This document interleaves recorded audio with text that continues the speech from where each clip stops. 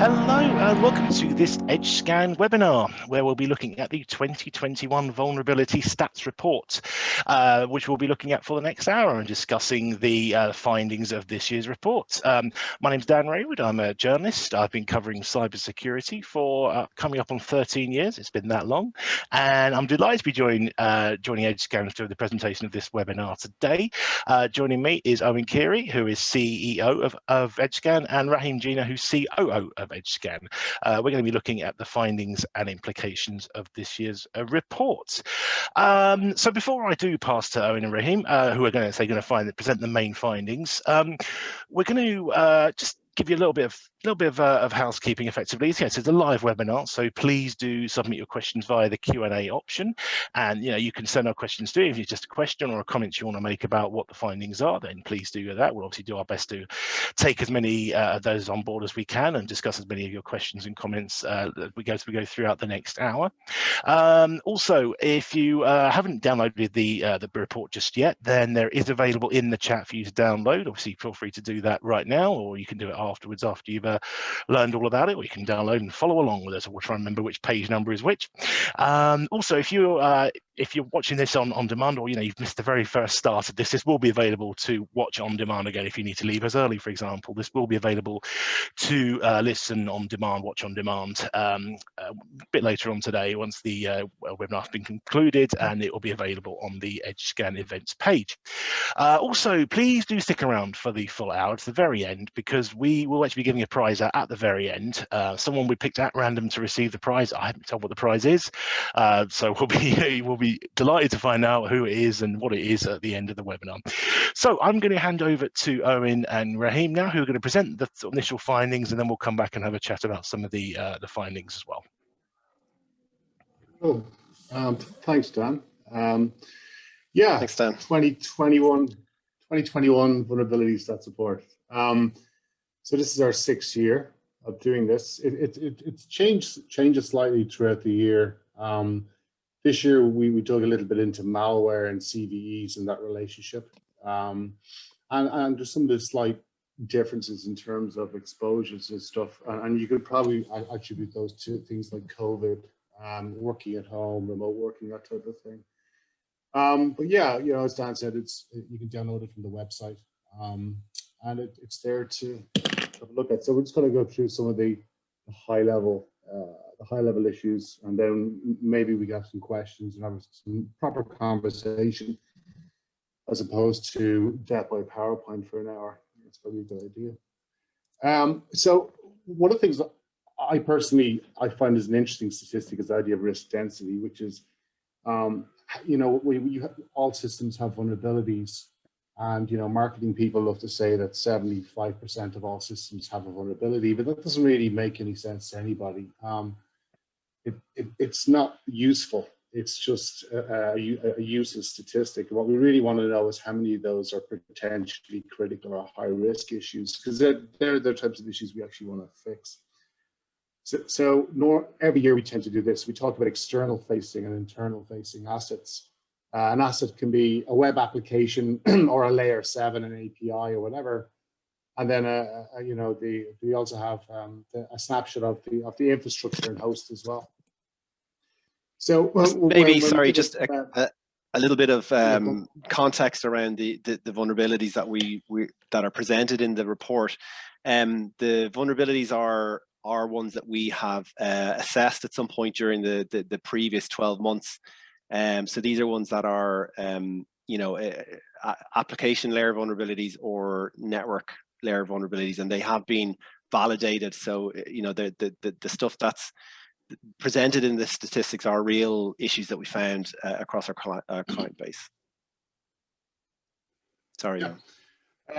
Yeah, as Rahim said, yeah, like one of the things with Edgescan is, we validate all findings our clients see, either via technology or in some cases, depending on the vulnerability, via human intelligence.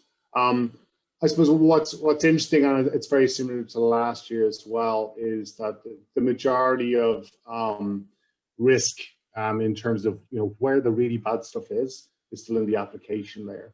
What we're saying is that about 32% all vulnerabilities on external applications were either high or critical risk, which is pretty high. But the thing is that every application is individual. Every application, applications may do similar things, but they're written by different people, and therefore they may have different bugs, which can manifest into sort of security vulnerabilities. What's also slightly interesting here is possibly the idea of the level of risk density in terms of internal applications. So we're looking at about 50% of all vulnerabilities found on internal applications. Internal means applications that aren't facing the public internet. And in effect, what we're talking about there is, half of the vulnerabilities found in 2020 were either high or critical risk. That sort of lends to the conversation around if you get infected with malware and stuff, because all malware uses CVEs or uses vulnerabilities to hook into your systems and ransomware you or take over your system or exfiltrate data or whatever. So, it's sort of a soft underbelly, which is probably something I think traditionally, we didn't really, we don't really, we worry more about the external world. But in the age of complex attacks and the phishing attacks and malware being such a problem, having internal system security is probably certainly getting more and more important. And I think as well, Eoin, I suppose the notion of the traditional perimeter has largely been eroding over the last 5+ years, 10 years even, from the move to cloud-based services, and then in particular the extra shift there in the last year or more with the huge shift in remote working. So that whole notion of your internal versus your external, or what's your office LAN versus your internet facing assets has been getting blurry anyway. And so that sort of is, I think it's only going to continue that way. Yeah, I agree. So when we talk about sort of, all right, so where are the risks? External facing application is probably the place where we've, as security experts, particularly software security people, we focus in that area, and it hasn't changed since last year. Something else we did last year and this year, we'll just move on to it, is the idea of risk density based on organization size. So what we're talking about there is, for large corporates versus your SMEs, your small organizations, your startups, etc. And Edgescan has various clients in all of those cases. We service some very, very big companies with thousands of web applications and thousands of people, but then we also support smaller organizations and even startups as well to help them, be a little bit more secure. I suppose one of the things you'll see is, low risks, who cares, to be honest, low risks are low risks. Apart from the fact that if you read some of the more recent studies on malware, there is malware out there, there is ransomware out there that leverages low risk, as in, a low CVSS score, and leverages those vulnerabilities to attack the system. I suppose something worth noting as well is when Edgescan, in terms of our statistics, we do talk about CVEs and CVSS scores, but when I refer to high risk and low risk in general, we're referring to, in Edgescan we have an Edgescan risk rating, and we have the CVSS score. The CVSS score is generally for compliance, and sort of you have an integer, or you have a number against the score to try and categorize it, but it's quite a blunt instrument. Where Edgescan risk, it also takes into account things like the criticality of the app. It also takes into account if the app is external or internal, exploitability of the app, etc., etc. So there's contextual information when we talk about risk in the Edgescan sense. So like, there isn't much of a change in terms of organization size. Okay, we have 0.5% of risks are critical for a small company, but then when we move, if we just put that to one side and we look at between 100 and 10,000 people, is between 1 and 3% of the risks found are critical risks. And you're looking from 100 people to 10,000 people, so it's not a huge difference. And the same goes for high risks. you know, the lower organization, the smaller organization has a little bit of a smaller risk density, but then you get into 100+ people, it seems to be around the same size. I can only attest to the fact that I think it's because smaller companies have a smaller footprint.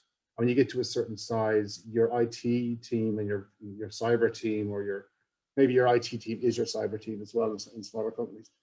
But when you get to larger companies, I think, you know, the amount of people and the amount of security, brain power you have in your company doesn't linearly grow with your staff size. Excuse me. So, you know, the idea where a company with 100 staff might have 3 people in cyber, let's say, or 2 people in cyber. Well, then you move to 10,000, they may have 6 people in cyber. You know, so it doesn't linear grow. And for that reason, it's probably why you know, you would think in some cases that a large company would have a lot of staff, a lot of money, and therefore they would have, like, you know, less issues. But then again, they have more to actually secure. So it doesn't seem to change much when you get past to about 100 people. And we also have a similar metric for mean time to remediation, and it's very, very similar, which is interesting. Yeah. So size isn't everything, folks. I think that's the important thing. Have you anything to add there, Rahim, or like? Just no, that's you captured all that. Yeah, no, that's all good. right, cool. This is where the more juicy stuff we're talking about is sort of like, so we were misquoted last year in saying that the top risk we found, the top vulnerability risk we found with SQL injection. What we're talking about here is critical risks, things which go bad, things that go bump in the night, things like SQL injection and so on. So, well, it's a little bit of history on the side of the slide there. Now, SQL injection is quite old now. It's probably older than some of the staff in your company. 1998. So some of your graduates are probably younger than SQL injection. But it's still you know, it still gives, you know, pays for people's mortgages. SQL injection, it keeps security people busy. You know, when I was a developer, I was taught how to write code to connect to a database, and at that time, we were all taught how to write code insecurely. Rather than use things like prepared statements and store procedures and so on and so forth. But SQL injection is still an issue. It's interesting. Cross-site scripting is everywhere. It's in critical risk. It's in high risk. You know, depending on the context of the issue, which is important to note. But you know, apart from that, you know, there's a few other things that are probably interesting. I thought this year executable code or remote command injection, that type of thing, was quite high, 6%. So that means for every 6 vulnerabilities, for every 6 critical vulnerabilities we found, you know, or for every 100 vulnerabilities we found, 6 of them were remote command injection. So that was quite a high metric for this year. Yeah, that's, you know, anything, Rahim, do you want to jump in? Particular, yeah, I suppose the severity of those types of issues. Yeah, I suppose SQL injection, it's funny because I think even, you know, up until, well, recently, as in maybe 10 years, that I think there were still bad examples of how to write, you know, to the developer, you know, how to develop code, you know, with string concatenation for pulling SQL queries together. So I think, you know, it's an interesting one because we've been doing this report now, this is the 6th year, and since we started, actually the prevalence of SQL injection has actually been going down slightly. You know, we sort of attribute that probably to, well, I think there's a lot of good frameworks, and there's a bit of I suppose a lot of the newer technology stacks are abstracting, you know, the need for developers to write raw SQL queries and things like that and interact directly with the database. And because of that, I think that's a huge reason why, you know, so out of the box, this stuff is hard to get wrong. You have to go out of your way to make yourself vulnerable there, really. And obviously there's all the normal edge cases, but we had actually been seeing that trending going down, which is great. It was kind of always the good news story, because, you know, when you go to present, you know, these types of statistics, it can seem like a lot of doom and gloom, you know, a lot of things to focus on. But I suppose that was always the positive spin. Hey, this one seems to be getting better. But actually, the trend seems to have flipped a bit this year. Yeah, so that's interesting. Let's put a stop to my good news slide. But anyway, cross-site scripting as well is still. Go on, yeah. No. I was just going to say, if anybody is curious about how to prevent it, I think we still have some training material, some free training material on the website. It was just some OWASP free training we used to do.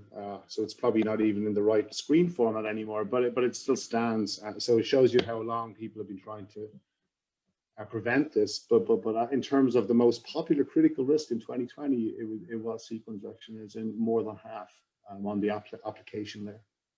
Okay. Yep, and move on. Go on. Yep. No, I suppose just cross-site scripting as well is another one that's still very, very prevalent, and has been always just getting worse and worse. And it's an interesting one, you know, and having trained developers, you know, over the last 10, 15 years on defenses against things like this, you know, it's an interesting one because, you know, developers get it, they understand it. But from a practical standpoint, when we're doing security testing, we do see, you know, the same teams and the same applications may fix these issues and then in a new code drop, reintroduce another instance, another version of it. So there's something getting lost in translation along the way. And I know it can be quite a complicated vulnerability, and it can get quite complicated, but I suppose, you know, the basic premises are sort of the same, but there's definitely something, a bit of a disjoin there, because it's a very commonly reoccurring vulnerability that we see in the app layer. Cross-site scripting? Yes. Yeah, I agree. And hey, look, we're looking at the AppSec top 10 for high-risk issues, and, you know, cross-site scripting, you know, it's like, sometimes I say AppSec, cross-site scripting has put shoes on my kids' feet, you know, because it just keeps us so busy sometimes. But the thing with cross-site scripting is, yeah, you know, it's quite easy to find. Most scanning technology can find it. More complex stuff like DOM or JavaScript based or dynamic sort of can be a bit more difficult. It isn't always that easy to exploit. As you know, cross-site scripting is a payload delivery mechanism. It's a vulnerability, but you've got to do something with it then, as in try and phish somebody or redirect them to another site or something like that. But ultimately, you know, it's still there. You know, in terms of AppSec high risk top 10 stuff, something that really gets on my goat, but we see it every year, is exposed interfaces. It's like the 1, 2, 3, it's the fourth one down there. So we're talking about there is people just leaving administrative interfaces exposed with default passwords or something on are crackable or guessable or brute forceable passwords. You know, there's no MFA, there's not even any captcha to stop automation, brute forcing. You know, not that that's a silver bullet, but, you know, those types of things, you know, they are quite simple. I think if you look at the report, very beginning of it, I talk about visibility, and I think, you know, a lot of these things would not exist if people knew they were there. So a lot of the vulnerabilities we find are not very, very complex to fix, but if we don't know they're there, we can't secure them. So from that point of view, visibility is important, and so on and so forth. And again, our friend cross-site scripting is back. It was coined by Microsoft in '99, back when Prince had quite a good tune about the year. So that's how old it is for all those old people in the call. All right, let's move on quickly. Full stack. So this is different. This is the idea where we talked about AppSec, right? This is more around full stack. So this is including hosts. This is sort of like risks in general. And the idea would be, well, you know, in terms of if you combine all the types of risks you're finding in web applications and all the types of risks you're finding in infrastructure and host, because, you know, Edgescan covers the full stack. It's where was the most popular risk in 2020? It's PHP. Multiple vulnerabilities. Yeah, like, you know, if anybody wants, I can share them, a large list of CVE numbers that we found.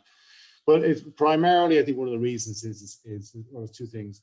If you look at how PHP is old, it's not particularly sexy. A lot of people don't use it, but it's still used. It seems to be, and this statistic is one of many I grabbed from the web, but the idea would be is that a very, very high proportion of websites still have some PHP in the back end or whatever. And on top of that, then we have a friend called WordPress and stuff like that, which is, you know, so when you get all of that and put them into one bundle, it is still a very prevalent technology, and it seems to have a million problems. So essentially PHP stuff, you know. So if we look at it in context, you see SQL injection now drops down to 4.3% in the full stack sense, but it was 51% in the AppSec sense. So you can see the sort of the magnitude of scale between full stack view of the world versus an AppSec only world. I think one other interesting thing here, I found anyway, was the end of life system. That prevalence as well. And I suppose if you think about it, it's not like systems suddenly become end of life and there's no notice. I suppose what I'm thinking in the last context of the last year, I would imagine that a lot of organizations were focusing on keeping their businesses just running and working, given the difficult year for everybody, rather than, there would have been probably a lot of improvements, new projects and migration projects maybe that were just shelved or postponed. So I think that would probably attribute to an increase in that scene. It's gone up quite a good bit actually, in the last year. But I suppose, given where we are now with COVID, that might start to change next year, maybe even the last 2 quarters of this year, maybe might start to come down again, and we'll see what it looks like. Hopefully, next year. But I would argue, Rahim, that obsolete end-of-life systems, we're detecting them at Edgescan. We can tell you're using a Windows 2012 server or whatever, I don't know. Or an old version of Unix, or an old version of Struts, or some random old thing that you're using, and it does come down to visibility as well. So in some cases people can't patch. Why not? Because it's too hard to patch, and that needs to be taken into account as well. Yeah. Sometimes if you patch something, it may break everything else in the system. Right? Patching is not always simple. So the idea of, but if it's obsolete and end of life, it means there's no patching left. There's nothing to fix it. So why is it there? Well, maybe we've nowhere else to go as a technology stack that our business is using. We're not sure what to do. Maybe we should try and stick a load of WAFs and firewalls in front of it and stuff like that to try and protect it. Who knows?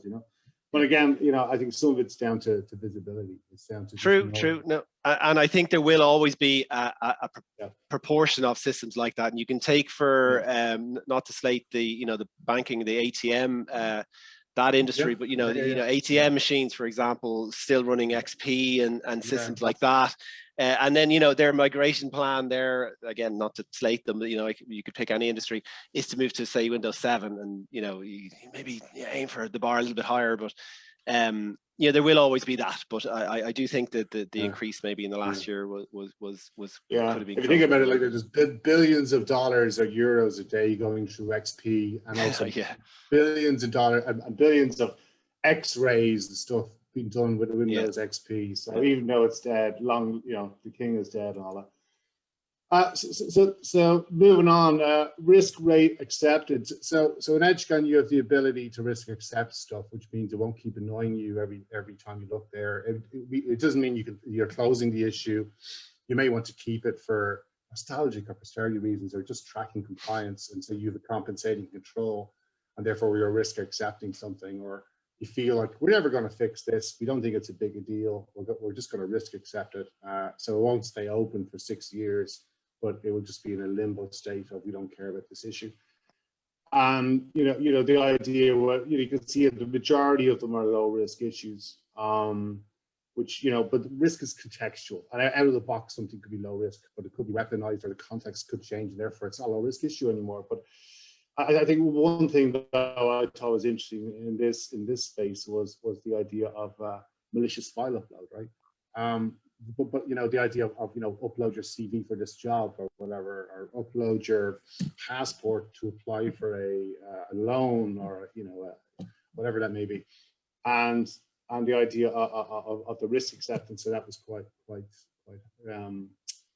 it was higher than I expected. I think some of the possible explanations there are I suppose around compensating controls, and I know some of the malicious file upload functionality maybe largely one way, in that you can't necessarily get back to the files you uploaded to see if malware is still present, and then maybe clients accept that.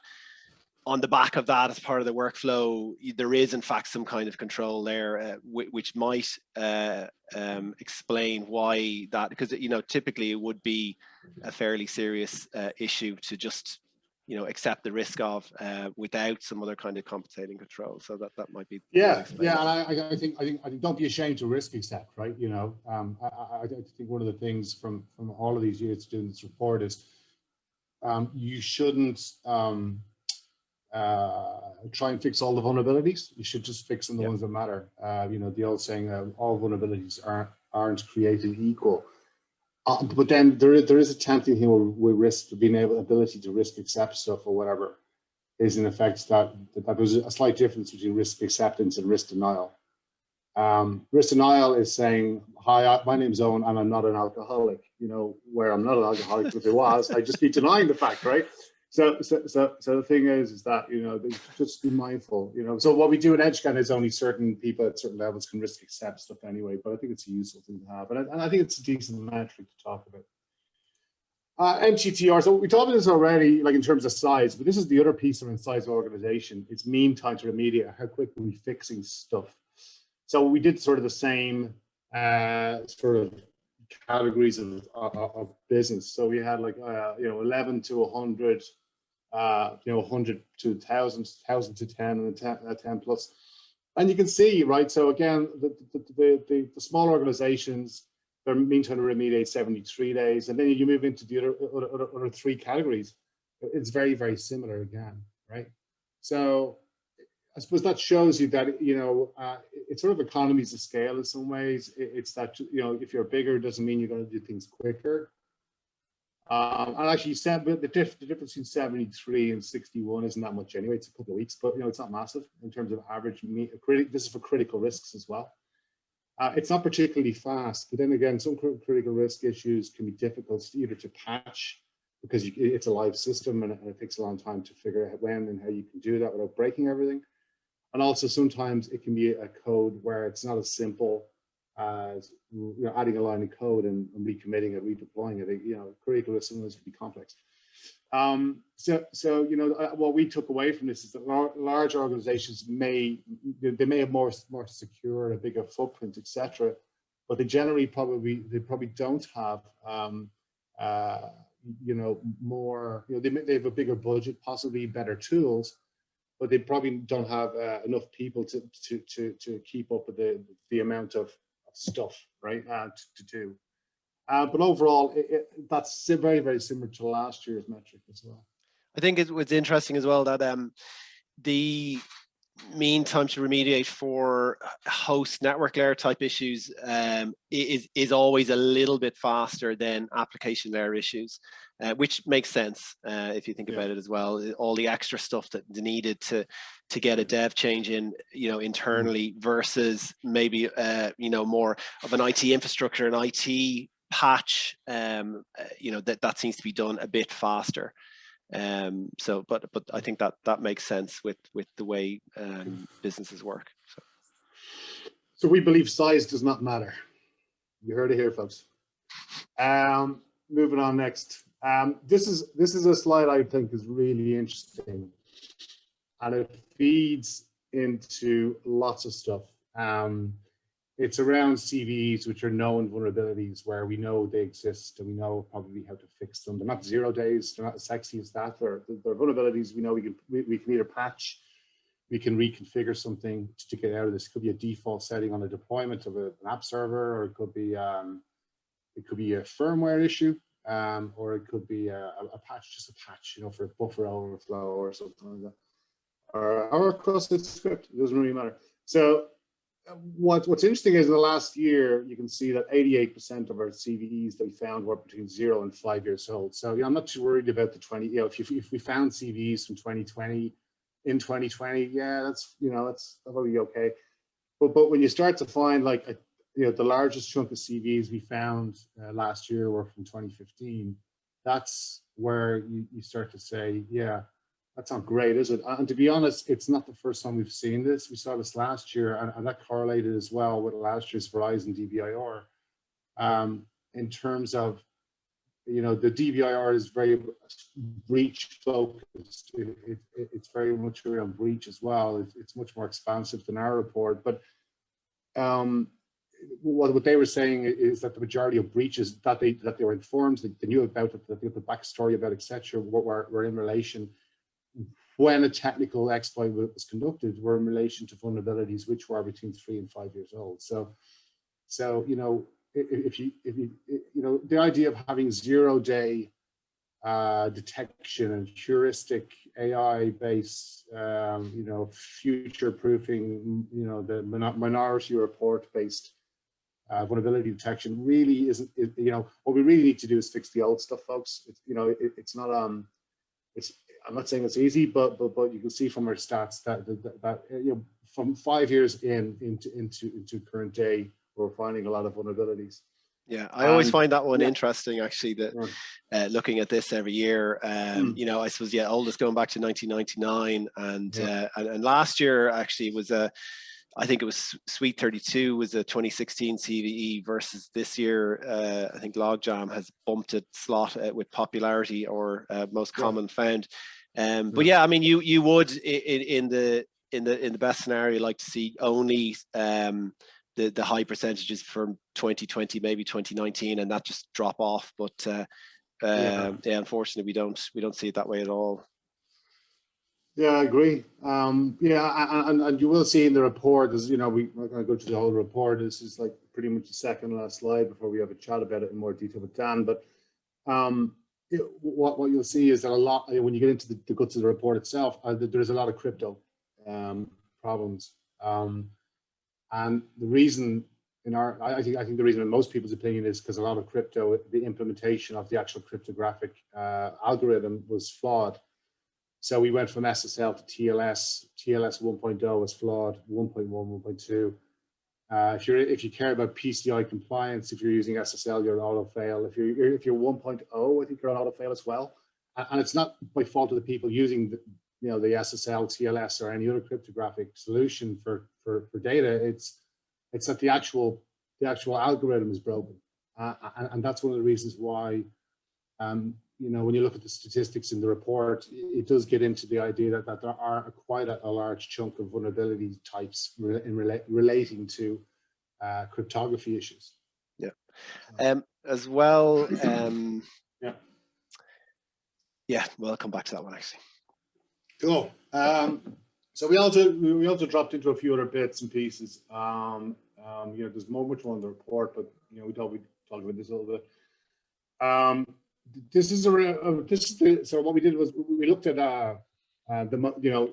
all of the well, not all, but quite a few of the most common malware toolkits, actors, types of things like Bluekeep, Meltdown, Crypto Miners, Spectre, you know, to name a few. And then we mapped those back into what CVEs these toolkits were using, these actors were using. So, you know, as we all know, you can go to the dark web for $5. You can buy a toolkit, or $200, whatever. You can buy a toolkit, which gives you a 30-day money back guarantee and everything, you know, and support line and everything. You know, it's so the commodity, the industrialization of malware is very, very impressive. You know, if you get into it, there's lots of papers on that, but a lot of the malware leverages vulnerabilities, right? So CVEs, and so we started looking at, right, these are the types of malware that uses these CVEs, and then we started going the other way and said, right, so how many of those CVEs are we finding in Edgescan? So we don't do antivirus or anti-ransomware, or we look for vulnerabilities that may give such things, you know, a sort of a chink in the armor, or an ability to actually execute on your system. So CVEs is what we look for, and vulnerabilities, etc. But malware uses these things, and one of the things that I wrestle with a little bit is when we talk about malware, phishing, and people getting ransomware and stuff. We you know, the sort of the default mantra is don't click on links, don't open emails, you know, don't look at the screen too much, your eyes might burn out, you know, whatever. And the real thing is that actually, you know, something that can make you a lot more resilient is internal. So we covered off internal vulnerability risk density. They were one of the very first slides. If your internal patching, again, I'm not saying this is particularly easy, but if your internal patching is reasonable. You know, even though somebody clicks on that link or does whatever, and the malware may download, but the fact is that it may not be successful because you don't have that vulnerability on your desktop or on, you know, your remote work or on your laptop, whatever it may be. So that's interesting. So, like, for example, if I was you know, a CISO and I was a little bit bored, which is an oxymoron in a way, but contradiction. But I would sort of look at this and go, right, CVE 2019-0708, which is Blue Keep, which is the weaponized nation state thing that was leaked, and then, you know, that it's been used, and it's RDP related as well. It's pretty important. So one of the things you'll see in the report about RDP and remote connectivity is that the uptick in the amount of exposed RDP and SSH in 2020 was about 40% uptick. So, you know, just all of a sudden in 2020, the amount of exposed remote desktop and remote login services on systems increased by about 40% for each RDP and SSH. We know why.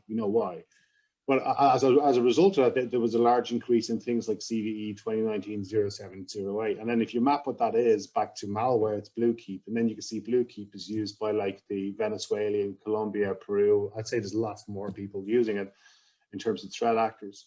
So we thought this was useful. One of the takeaways from it was, in effect, that you can see a lot of this malware, you've heard of it, it's still active, it's out there, it's being used. You can buy it on the dark web for a couple of dollars. You can build a toolkit based on these CVEs, and you can then deploy it and try and attack people. But some of these CVEs are old, you know, like 2017, which is the Eternal Blue, which is related to Blue Keep, but it's the SMB stuff. And again, you know, we're looking at 2-3-year-old vulnerabilities, but they're active. They're useful tools to cyber criminals in the wild. They're useful tools to ransomware actors in the wild. And so it's not something that we think it's not preventable. Like, these are not 0 days, right? You know, so I found that angle of what we do in terms of full stack vulnerability management to map it into the world of antivirus and malware was an interesting take. So that's why we did that. Any other questions there, Rahim, or anything you want to add? No, it's just interesting. I think a lot of that stuff with the malware and ransomware, I mean, it has to go where the CVEs are, because that's what they leverage. So, you know, the ones that are not being fixed, they're the ones that are going to be focused on, and people are going to spend time writing exploit kits and frameworks for them. You know, so it's no, it's just no surprise really, but no, it is interesting when you think about it in a full circle like that. Well, what you'll also see as well, like, all right, in the case of 0708 here, the CVSS score, if you care about such things, is 9.8. It's a pretty severe vulnerability, but there are lots of low risk, as in low CVSS scores. Vulnerabilities. There is a lot of malware that leverages those vulnerabilities to infect your system. So in some cases, you know, patching only highs and criticals may not work. You know, but there is guidance out there. We're not antivirus vendors, so I can't get into it much more than that. I suppose finally, yeah. Look, the report is on our website. You know, download it. There's a lot more there. You know, we're happy to, if you ever have any questions, we're on Twitter and LinkedIn and stuff. But I'm going to hand over to Dan now, if that's okay. Yeah, thank you very much. Yeah, and if again, if you've got questions, we've got just under 20 minutes left until the end of the webinar. So if you do have any questions, then obviously do take the opportunity to submit them. I noticed one came in, which I am going to take right now. So let me throw this to you, Eoin. What's the main justification from clients to accept to risk accept? I'm going to read that again. What's the main justification from clients to risk accept a malicious file upload?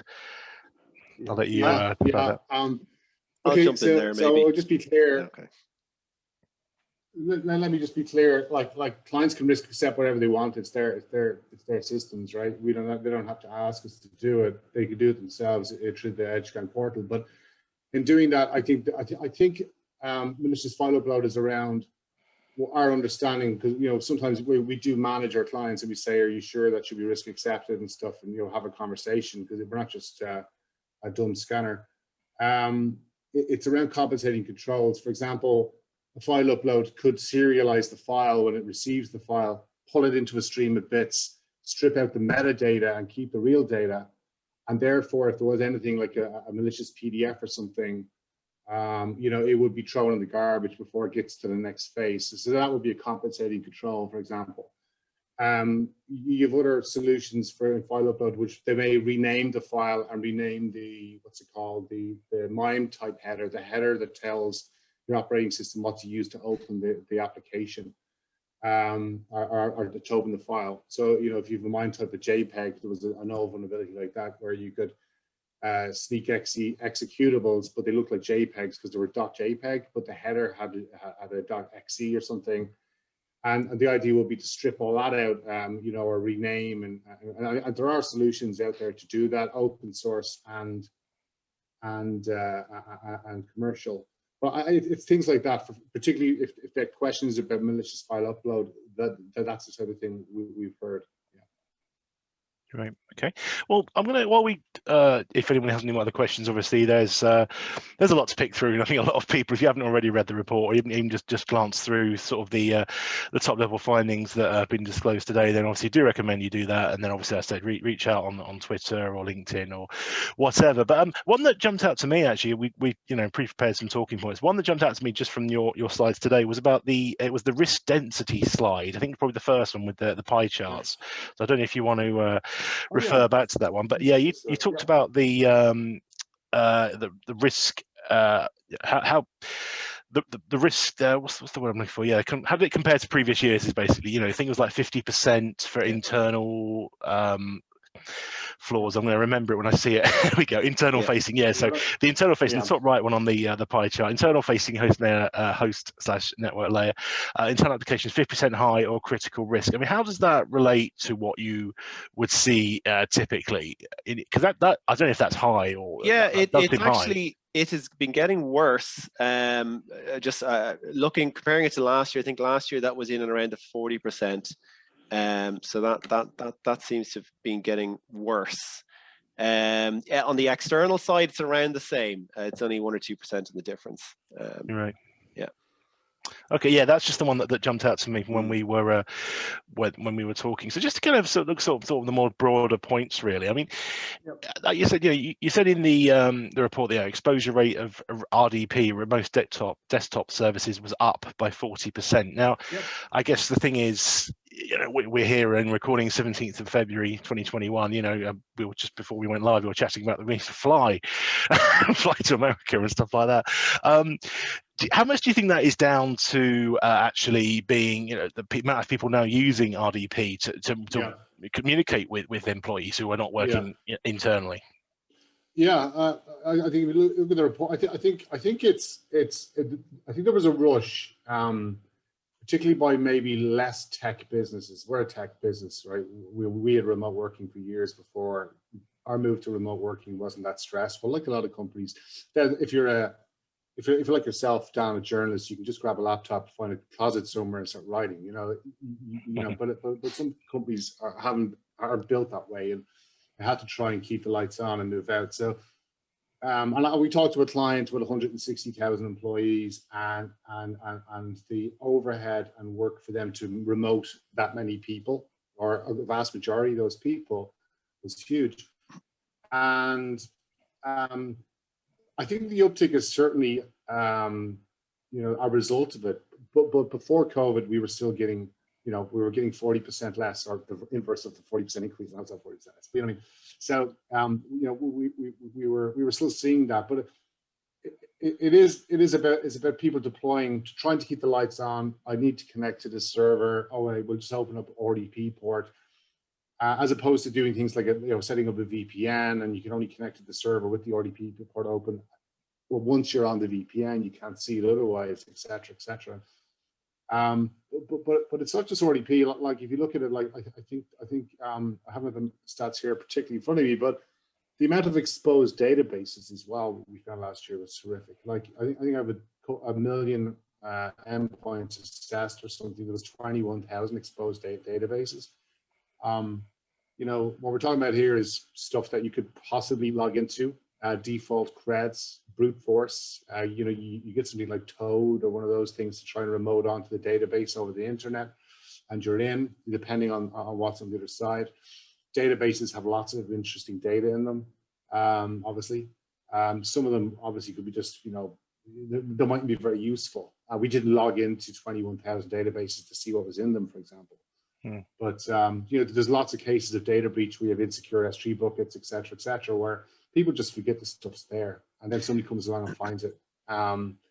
So you know, just one of the important parts of it is visibility. Again, it's around, well, if I had some way of searching my entire IP range or my entire state for particular ports, to say if anything other than 80 or 443, which are HTTP ports, if anything other than those are open, let me know about it and I'll make a call on it. And it sounds easy, but not enough people are doing it, I think. Yeah, no, I'd agree with that. And I think a lot of this stuff as well is it's you're making the move from vulnerability management just to, I suppose, the visibility side of things, that, you know, just because the service is there on the internet, it's not necessarily mean it's vulnerable, but from a CVE sort of standpoint. But a lot of these services, like, you know, SSH and RDP, and then the database listeners themselves as well, you know, they are they're ripe at that sort of level of exposure for brute force attacks, you know, and can be low and slow, you know, guessing and dictionary attacks. Often, unless you've other controls built in around that, they may, you know, you may not even be aware somebody's slowly trying to log in to, you know, an RDP or an SSH service.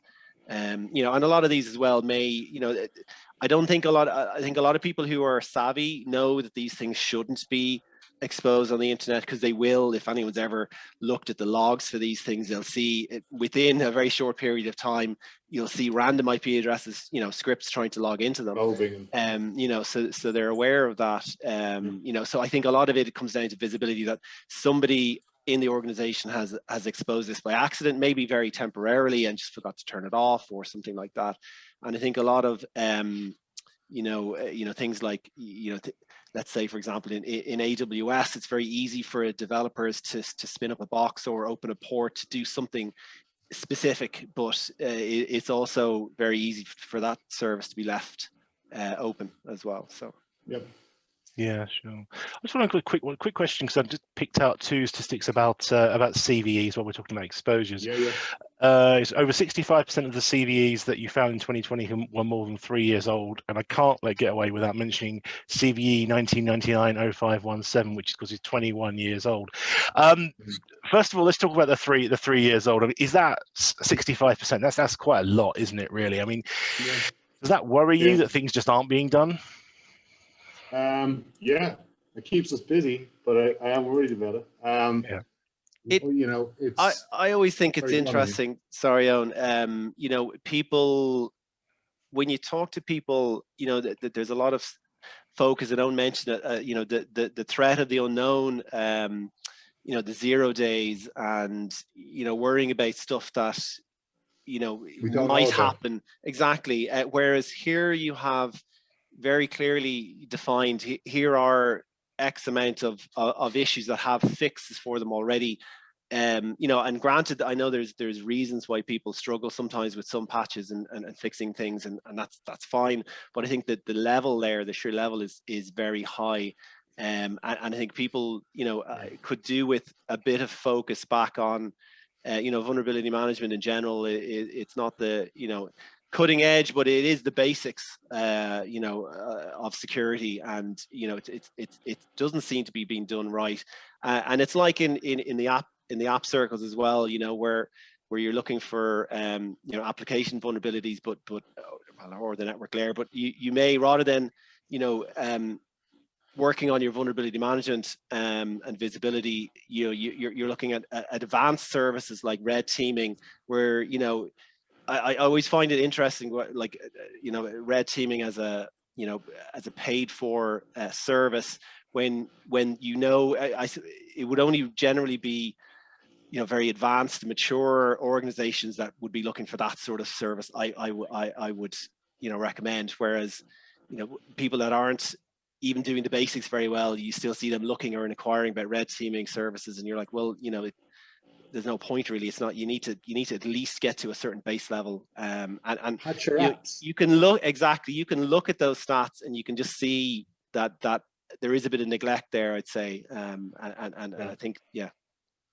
I think one of the things, Dan, as well with CVEs, right? So we're you know, the caveat there is, and I'd say somebody said it to themselves and are listening to this, is that we don't talk about how many of those are high or critical risk. The reason we didn't do that is because I just didn't have the will to live, because I was doing this thing for a couple of months, and I said, I think we've done enough now. We do have that data. Maybe we'll cut into that in the middle of the year. We get into that in terms of looking at this diagram between 2019 and 2015, how many of those were higher critical risk issues. The other thing is that CVEs are you know, you can't always associate them with operating system patches. CVEs can be a patch for struts or a PHP framework. They can be an application layer framework. They can be some sort of piece of middleware, you know, and so on and so forth. They could be a voice over IP phone system, right? So you'll see that sometimes people just forget, oh, right, well, I patched all my desktops, and they completely forget about, oh, what about our VoIP system or file transfer system or something. We also find as well is that organizations are deploying APIs at a furious rate, which is cool, because you know, systems connecting to each other and stuff. But over time, APIs get chopped and changed and retired and moved around, and people tend to lose track. And one of the things we've been looking at over the last year as a company is API visibility or API discovery. And it's the idea of trying to, again, going back to the visibility piece, is in, okay, maybe I do have 200 CVEs on the internet, but every one of them has a CVSS score of 2 or 1, and therefore I don't care about them. But you know, can anybody really say that? You know, I think that's what the problem is. We can't fix all the vulnerabilities, and if you do have a vulnerability from 2016, fine. If it's a low risk, you know, notional thing that you may fix one day, cool. That's what risk management is about. But if you know, in some cases it is, in some cases it's actually a 7, a CVSS 7, or a higher critical risk, or something that can impact your business. You know. We had a question in about CVEs. We're going to stay on this for another minute or so. The question was, with the sharp rise in CVEs being discovered during the last 5 years, is this trend expected to continue over the coming years at such a high rate? Yeah, so do you expect this basically to persist? Yeah, I'm not an expert in the CVE world in terms of, I don't go around counting them on an annual basis, but as it happens, I did read an article yesterday, I think, saying that 2020, in terms of how many CVEs were published, it was a bumper year. So our CVEs have a notation, you know, CV -year integer, and the amount of CVEs published in 2020 was a bumper year. So I don't see this getting better. But again, as I said, I think it's important to fix the high risk stuff and worry about the low risk stuff. When you fix the high risk stuff, then worry about the low risk stuff. It doesn't matter if you have the CVE out there hanging in the wind. Just make sure it's not a higher critical risk issue. And I think unless it's a compliance issue, because with PCI DSS, if it's above a 4.0 score, again, we're going to get into this sort of very blunt instrument of scoring, but if it's above a 4.0 CVSS score, it's an automatic fail for compliance. But compliance is not necessarily security, I'm afraid. Yeah. I'm just going to throw in, see if I can get time for 2 more. So I'll throw one of mine in. Just about time to mitigate. I mean, the slowest you said you came across was 309 days. Yeah. And then I think the other statistics I pulled out, what are the business, 84 days for higher risk, it's almost 3 months, or 50 days for critical. I mean, I know it's not like, I've got my phone here and I press update and I do it pretty much every day if I remember. It's not as easy as that when it comes to 160,000 users as we've got, or 10,000 users as you've got there. But what do you find the reasons for that just being so delayed? Slow. Yeah, well, I think there's a number of things, because we have a development team internally, and we want maybe bugs fixed on occasion as well and stuff, and it can be the point that maybe the team, first of all, the bug is reported, we know we need to fix the bug. We need to then, in the Edgescan case, it's validated for you. You may need to validate it with the business owners to understand the resources and budget going into fixing the issue, depending on the issue. The issue could be a one-line code fix, which means that's fine, but it's not just write one line of code and push the code. It's always, you have to organize when you can do this. You have to write the code fix. You have to put it through QA and test it. Then you have to find the right time to deploy it. And sometimes you won't deploy these things on their own. You'll wait till there's a bigger deployment and you'll put it as part of that deployment. So I think that can be it. Also, one of the things we're finding is with technology companies versus non-tech. So I don't know if anybody on the line is on pharma. It's a pharmaceutical company. Their business is to make pharmaceuticals. Let's be honest. Well, Google, their business is the internet. Like, there's a difference in type of company. You'll see tech companies can move quicker and faster, and they know their tech, and it's always updating. Like Apple, where you update your phone, Dan. A pharmaceutical company really is using technology as a means to an end, and therefore they may have systems vulnerabilities we've discovered, and there's vulnerabilities on them, but the system could be quite old. It could be a legacy system. The people that wrote the code have retired long ago. Nobody knows how it works. It's a critical system, and we can't patch it. It could be any of those things. So I think all of those use cases feed into how long it takes to fix something. Like on a good note, I think it's in the report that the quickest fix we had was 1 hour 45 minutes or something, right? That's pretty good, isn't it? They get a gold star for that one. I'd love to name who it was, but obviously I won't. But yeah, I think just the idea of fixing the vulnerability isn't as simple as just writing a piece of code and pushing it to live. It's never that. Even when we talk about DevOps and stuff, it still takes. And there are very few organizations that are truly continuous integration, continuous deployments, as in that true sense of that. There are very few companies which are truly like that, which they're deploying new code every hour, every day. It's normally because there's a process to go through to change something in production, and I think that's what slows it down. Yeah, that's my view. And the same can be said as well for even even not talking about application layer issues, which you might have your own internal dev team, but even just patching it, and maybe an OS patch or something like that framework. The IT departments, ones that would usually be responsible, that it still takes you between cab and change control and all that. You could still take you 5 days to patch a critical and a risk issue. And a lot of organizations go on monthly cycles for general patches, which would likely include probably high risk ones as well. It's only really the very serious ones that make a lot of noise might get an out of band patch. So you would nearly look at a definition of about 30 days anyway for sort of a high risk, on a good day. So I suppose they do seem like high numbers, but when it comes to the practicalities of it, there's tons of reasons why we do see that being such a high figure.